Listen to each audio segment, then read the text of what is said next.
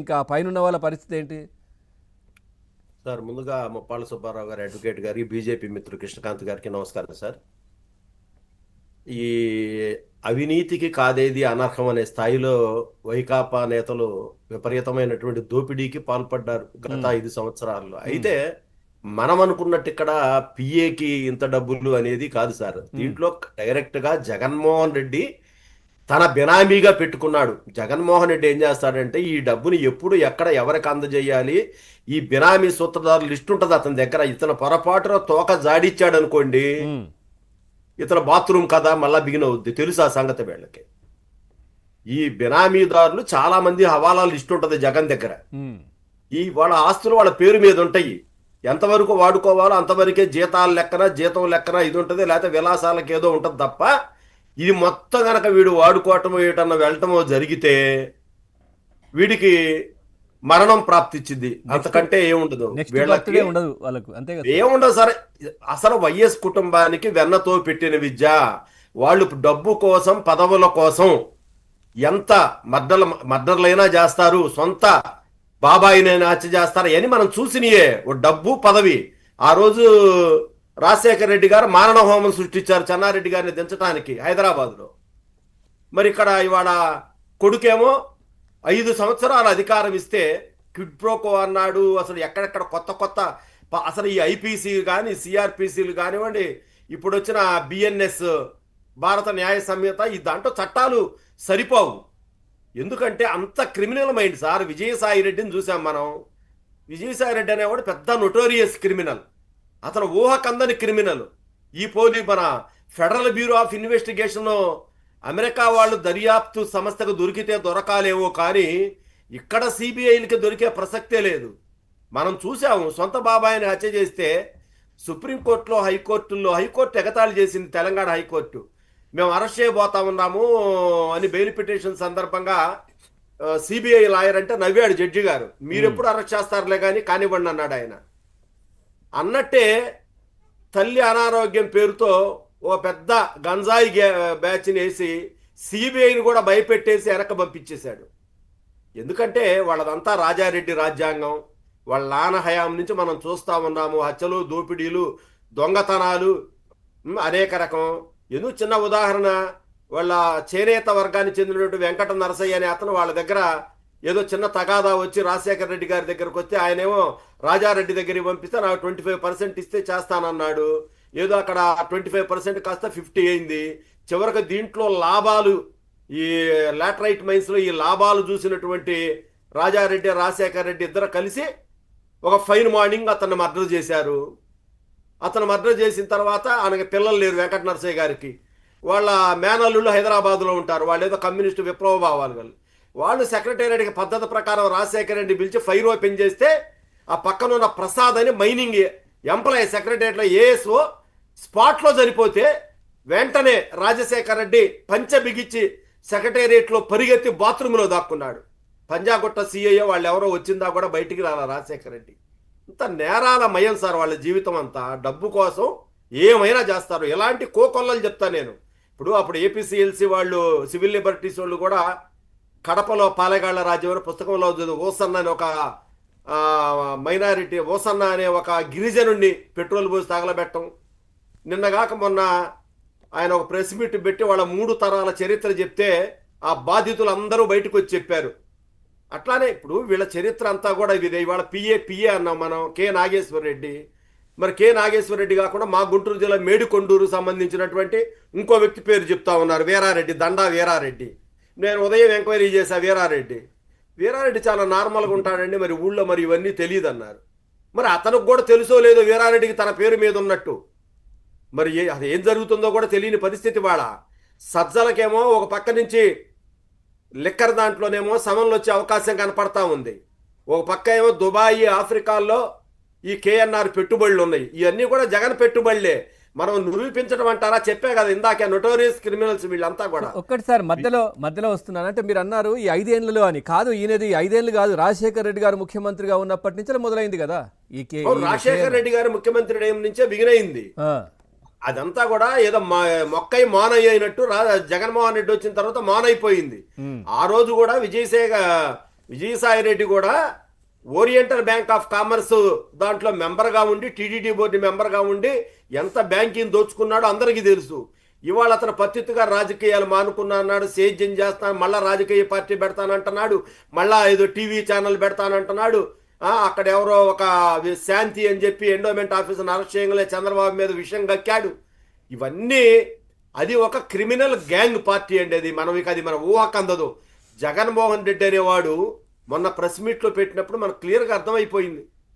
మా నాన్న మరణం వెనుకంటాడు. మీ నాన్న చనిపోయి ఎన్ని సంవత్సరాలు అవుతుంది? మీ నాన్న చనిపోయిన తర్వాత నువ్వు ముఖ్యమంత్రి అయ్యావు కదా. నువ్వు ఒక్క బాట ప్రధాని అడిగితే, మోడీ గారిని అడిగితే ఎమ్మటే విచారణ సంఘం వేసేవాడు కదా. అంతేందుకు అప్పుడు వీళ్ళే చెప్పారు కదా సార్. ఇప్పుడు రిలయన్స్ కి సంబంధించిన వాళ్ళే ఇదంతా చేశారని వాళ్ళే చెప్పారు కదా. మళ్ళీ వాళ్ళకే రాజ్యసభ సీట్ ఇచ్చారు. చంద్రబాబు నాయుడు గారు అంటున్నారు రిలయన్స్ వాళ్ళని ఇంటికి పిలిచి శుభ్రంగా బట్టలు పెట్టి పరిమళనత్వానికి వాళ్ళు చెప్పిన వాళ్ళకి రాజ్యసభ సభ్యత్వం కట్టబెడితే, ఆ రోజుల్లో ఇక్కడ మా ఎమ్మెల్సీ గుంటూరు ఎమ్మెల్సీ అప్పిరెడ్డి కూడా రిలయన్స్ సంస్థల మీద దాడులు చేసిన దాంట్లో ముద్దాయి. ఇప్పుడు ఆయన ఎమ్మెల్సీ. అంటే అది నాకు తెలిసి మరి దాని మీద కూడా జగన్మోహన్ రెడ్డి కోణంలో కూడా విచారణ జరపాలి. మనం జగన్మోహన్ రెడ్డి కోణంలో కూడా మరి కాసేపు సోనియా గాంధీ చంపించింది అంటాడు, కాసేపు ఏమో ముఖేష్ అంబానీ అంటాడు. వాళ్ళ బాబాయ్ సంగతి ఏంటండి? వాళ్ళ బాబాయ్ సంగతి అందరికీ తెలిసిందే ఎవరు చంపాడు అనేది. దాని మీద ఏదో చెప్పబోతాడు. అసెంబ్లీలో ఈ కన్నును పొడుచుకుంటుందా అని మాట్లాడతాడు. ఇక వాళ్ళ చరిత్ర మనం ఇప్పుడు వాళ్ళ చెల్లి తల్లి కంటే మనం ఎక్కువ చెప్పలేము. అక్కడ మారెడ్డి రవీంద్రారెడ్డి మన ఎమ్మెల్సీ గారు మాట్లాడాడు నిన్న మొన్న. ఇవన్నీ మా రాంభూపాల్ రెడ్డి మాట్లాడాడు వీళ్ళ చరిత్ర గురించి. అసలు నేను చెప్పా కదా సార్, కాదేది అవినీతికి అనర్హం. ఇతను మాత్రం పైన గజనీలాగా ఏదో ఉదయం నుంచి సాయంత్రం దాకా ఒక వేషం ఉంటుంది జగన్మోహన్ రెడ్డిది. సాయంత్రం 5 గంటలకు ఇంట్లోకి పోయిన తర్వాత ఇంకొకటి ఉంటుంది అతనిలో రెండో మనిషి వస్తాడు బయటికి. అందువల్ల అతన్ని మనం తక్కువగా అంచనా వేయటానికి వీల్లేదు. ఈ అవినీతిని కక్కించాలంటే జగన్మోహన్ రెడ్డి పేరుతో కొత్త స్పెషల్ కోర్టు పెట్టాలి సార్. దీనికి సుప్రీంకోర్టు డైరెక్షన్ రావాలి. ఏమన్నా సుబ్బారావు గారే దీనికి ఏదన్నా మేధావి చెప్పాలి తప్ప ఎవడు వల్ల కాదు ఈ ప్రపంచంలో. ఆయన కేసులన్నిటికీ ఒక కోర్టు పెట్టి, ఒక ఈడీ సిబిఐ పెట్టి ప్రతిరోజు రెగ్యులర్ విచారణ.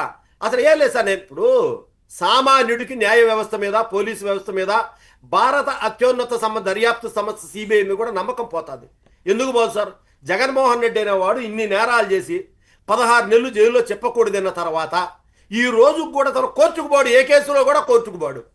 అరే చిన్న 324 కేసులో, ఒక 307 కేసులో, అక్రమ కేసులో మేము అటెండ్ కాకపోతే సాయంత్రానికి ఎన్బిడబ్ల్యూ వారెంట్ ఇచ్చి మా కోసం పోలీసులు వెంటబడతారు. మీరు ఎన్బిడబ్ల్యూ క్లియర్ చేసుకోండి అడగండి సుబ్బారావు గారిని. కాదేమో నేను చెప్పేది. సుబ్బారావు గారు ఎందుకు జరుగుతుంది మరి ఇక్కడికి ఇప్పుడు ఇట్లా? మరి ఇదే జగన్మోహన్ రెడ్డిని 12 సంవత్సరాల నుంచి మరి వాళ్ళ ముఖ్యమంత్రి కాదు కదా. అప్పుడంటే ఏదో లెక్కలు చెప్పాడు, అది అన్నాడు, ఇది అన్నాడు. ఇవాళ ఆ సెక్యూరిటీ ఏంటి అతనికి? ఆ ప్రైవేట్ సెక్యూరిటీ ఏంటి అసలు? అతను ఇప్పుడు చంద్రబాబు నాయుడు గారి కంటే ఆయనకేదో థ్రెటనింగ్ ఉంది. సెంట్రల్ నేషనల్ సెక్యూరిటీ గార్డ్స్ ఇచ్చారు. రివ్యూ జరుగుతుంది ప్రతి సంవత్సరమో ప్రతి 6 నెలలకో రివ్యూ జరిగి ఉంచాలా తీసేయాలని కూడా జరుగుతూ ఉంటుంది. దాని ప్రకారం నడుస్తుంది. స్పెషల్ స్టేట్ పోలీసులు కూడా ఆయన ఏదో మోడీ గారు చెప్పారని చెప్పేసి ఓన్లీ 3 వెహికల్స్ నడుస్తూ ఉన్నాడు. అసలు ఈ జగన్మోహన్ రెడ్డికి ఎందుకండి 40 మంది ఏంటది? ఎందుకు ఎలో చేయాలి ఎవడైనా? ఏంటి ఈ భయోత్పాతం? ఏంటి? ప్రజలు ఎయిర్పోర్ట్లోకి పోయేటప్పుడు వచ్చేటప్పుడు ఒక జాతీయ నాయకుడిలాగా, లేకపోతే ఒక నిజాయితీ పరుడైన, అరే నిజాయితీగా పనిచేసే ముఖ్యమంత్రులకే లేరే. జగన్మోహన్ రెడ్డి అనే వాడిని గనక న్యాయస్థానాలు గనక శిక్షించకపోతే రాబోయే రోజుల్లో ప్రతి రాజకీయ నాయకుడు ఒక నేరస్తుడిలాగా తయారవుతాడు. ఇప్పుడు జగన్మోహన్ రెడ్డి అనే వాడిని చూసి నేర్చుకుంటారు అందరూ. ఏముంది, జగన్మోహన్ రెడ్డి అన్ని కోట్లు దోచి ముఖ్యమంత్రి కాలేదా? ఏమన్నా ఆయన్ని జైల్లో వేశారా? మీరు ఒక్క మాట గుర్తుపెట్టుకోండి. సార్ అది ఆయనే చెప్పారు కదా పార్టీ మీటింగ్ లో ఒకసారి. ఏముంది 3 నెలలు మా అయితే జైలుకి వెళ్తాం, లేదంటే 3 ఏళ్ళు, ఆ తర్వాత నేను ముఖ్యమంత్రి కాలేదా? ఇంకొక మాట అన్నాడు సార్, మనం గుర్తుపెట్టుకోవాలి. చంద్రబాబు నాయుడు ఇక్కడ ముఖ్యమంత్రి అయ్యి వాళ్ళకి మెజారిటీ ఎంపీలు ఉంటే రాజ్యసభలో మన ఎంపీలు ఉన్నారు, అది గుర్తుపెట్టుకోవాలని చెప్పి ఒక హెచ్చరికలాగా చేశాడు జగన్మోహన్ రెడ్డి. అంటే ఎంత తెగించి మాట్లాడాడో చూడండి. అంటే రాజకీయాలని దేనికి వాడుకుంటున్నాడు? అతను దోపిడీ దొంగతనాలకు అడ్డం పెట్టుకుంటున్నాడు ఈ రాజ్యసభ సభ్యుల్ని, ఈ ఎమ్మెల్యేలని. ఇవాళ ఏ ఎమ్మెల్యే కూడా 11 మంది ఎమ్మెల్యేలు 10 మంది ఎమ్మెల్యేలు ఉంటే అసెంబ్లీ మొహం చూపించట్లా వాళ్ళని. నీకు అసలు ఎందుకు? నువ్వు వాళ్ళని అసెంబ్లీ 10 మందిని అసెంబ్లీకి పంపించు, ప్రజా సమస్యల మీద మాట్లాడించు, సమస్యల మీద. నువ్వు కూడా అసెంబ్లీకి రా, నిన్ను ఎవడేమంటాడు? ఒక రోజు ఉంటుంది, 2 రోజులు ఉంటుంది. మీరు చంద్రబాబు నాయుడు గారిని 5 సంవత్సరాల పాటు టార్చర్ చేశారు, హింస పెట్టారు, వాళ్ళ సతీమణిని తిట్టారు, లోకేష్ గారిని బాడీ షేమింగ్ చేశారు. మీరు చెయ్యని నేరం అంటూ ఉందా? బయటికి రాని మాటలు బయటికి వచ్చినవి కొన్నే బూతులు. మీరు తిట్టిన బూతులు రోజారెడ్డి కానీ, అంబటి రాంబాబు కానివ్వండి, ద్వారంపూడి చంద్రశేఖర్ రెడ్డి కానివ్వండి, ఆయన నుంచి అవార్డులు అందుకున్నటువంటి 10th క్లాస్ లో ఏదో స్టేట్ ఫస్ట్ వచ్చాడని చెప్పాడు కూడా సిదిరి అప్పలరాజు కూడా చంద్రబాబు నాయుడు గారికి మైండ్ సరిగా లేదని మాట్లాడాడు. ఇంత దారుణంగా నీచంగా మాట్లాడితే ఇవాళ నీకెందుకు భయపడతా ఉన్నా? నిన్నైతే చంద్రబాబు నాయుడు గారు కానీ, పవన్ కళ్యాణ్ గారు కానీ, మన బీజేపీ వాళ్ళు ఎవ్వరు కూడా నేను తిట్టరు. చంద్రబాబు నాయుడు గారు ఎలా చేయరు అలాంటి. అట్లా ఎలా చేసేటట్టయితే నువ్వు ఈ పాటికి ఎప్పుడో జైల్లో ఉండేవాడివి. ఇవాళ మీ బ్రహ్మనాయుడు చెప్పు, బొల్లా బ్రహ్మనాయుడు హైదరాబాదులో అక్రమాస్తి పరారైపోయాడు. అసలు మీ ఎమ్మెల్యేలు ఎక్కడున్నాడు? అది సెంటు భూమి కనుక సిబిఐకి ఇస్తే 150 మంది ఎమ్మెల్యేలు మొత్తం జైల్లో కూర్చుంటారు. జైళ్లు సరిపోవు.